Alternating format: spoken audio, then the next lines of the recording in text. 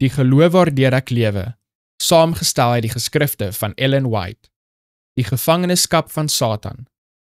En ek het 'n engel uit die hemel sien neerdal met die sleutel van die afgrond en 'n groot ketting in sy hand. En hy het die draak gegryp, die ou slang wat die duiwel en die Satan is, en hy het hom gebind 1000 jaar lank. Openbaring hoofstuk 20 verse 1 en 2.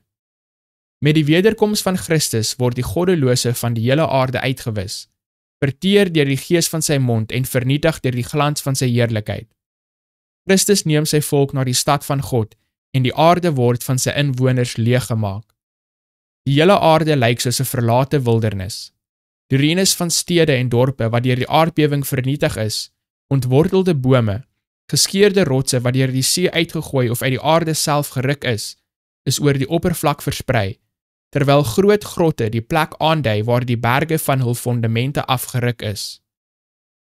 Hier sal die tuiste van Satan saam met sy bose engele vir 1000 jaar wees. Hier sal hy opgesluit word om op en af oor die gebroke oppervlak van die aarde te dwaal en die gevolge van sy rebellie teen God se wet te sien. Vir 1000 jaar kan hy die vrugte van die vloek geniet wat hy veroorsaak het. Beperk tot die aarde alleen, sal hy nie die voorreg hê om na ander planete te reis om diegene wat nie geval het nie, te versoek en te irriteer nie. Gedurende hierdie tyd lei Satan uiters. Sedert sy val is sy bose eienskappe voortdurend in oefening. Maar hy moet dan van sy mag ontneem word en gelos word om te besin oor die rol wat hy sedert sy val gespeel het, en om met bewing en vrees uit te sien na die verskriklike toekoms, wanneer hy moet ly vir al die kwaad wat hy gedoen het, en gestraf word vir al die sondes wat hy veroorsaak het.